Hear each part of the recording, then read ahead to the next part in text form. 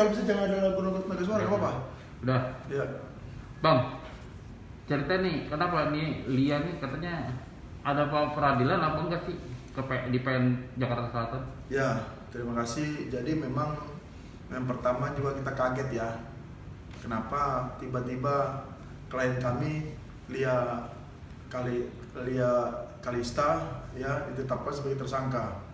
Yang dimana memang surat panggilan itu bukan ke kami tapi langsung ke keluarga Lia. Lia sendiri juga sebelum ketemu kita merasa shock tapi setelah kita ketemu sama Lia, kita paparkan, akhirnya Lia menanggapi dengan santai gitu loh, kurang lebih seperti itu. Kasus hukumnya seperti apa sih? Anda ini tahu nggak kasusnya Lia sendiri dari sejak awalnya kenapa dia ngomong soal si A si B-nya? Ya sebenarnya kalau kasus ini kan memang kan dari awal kan dari kantor hukum Leon Akai nangani ya, yang dimana memang dari panggilan pertama, panggilan kedua sampai ditetapkan dia tersangka memang kami yang dampingin. Nah, kalau masalah kita melihat masalahnya itu kan dari acara pagi-pagi happy ya. Pagi-pagi eminensi. Ya, eminensi pagi happy ya, acara talk show ya. Ada dua. Yang dimana memang klien kami di situ diberi pertanyaan gitu loh. Akhirnya ya mungkin karena satu saking polosnya akhirnya terucap lah, tapi tidak menyerang nama seseorang. Ya itu saja sebenarnya gitu loh permasalahannya gitu loh. Anda tahu kenapa Lia itu mau diwawancara, mau ditampil di talk show itu sebagai pembicara mengenai orang lain gitu? Apa dia punya masalah dengan si Inces ini? Nah kalau itu memang kami sebagai kuasa hukum, sebagai kuasa hukum memang capek.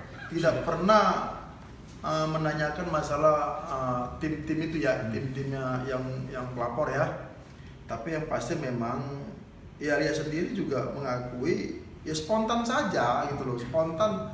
Yang namanya pertanyaan dari host kan ya dia jawab, tapi tidak menyebutkan nama gitu loh. Cuma pengusaha ya ada gitu ya, pengusaha ya seperti itu doang aja gitu loh. Tapi kan nama seorang Haji ya Pak Haji itu aja kan, itu kan banyak luas, makanya kami juga sangat kaget juga melihat klien kami ditetapkan sebagai tersangka dengan pasal yang 310 tadi gitu loh, kurang lebih seperti itu.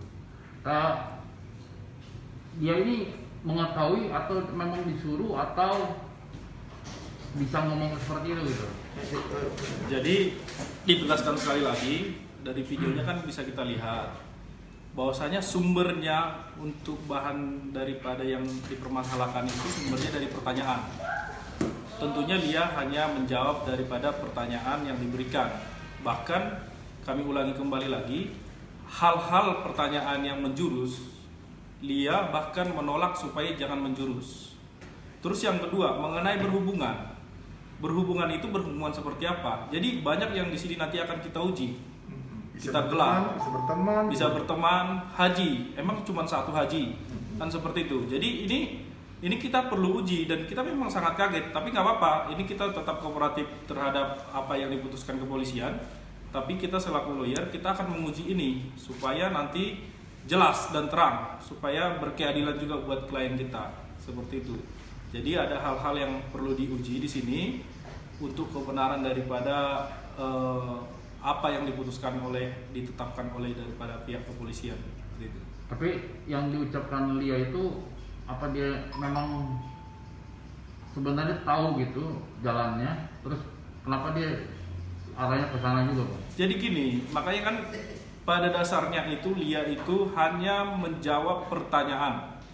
Semuanya sudah diterangkan. Jadi Lia tidak mendistribusikan, Lia tidak mengupload, dan Lia juga tidak menyuruh supaya diupload untuk hal itu, dan juga untuk judul-judul juga Lia tidak ada.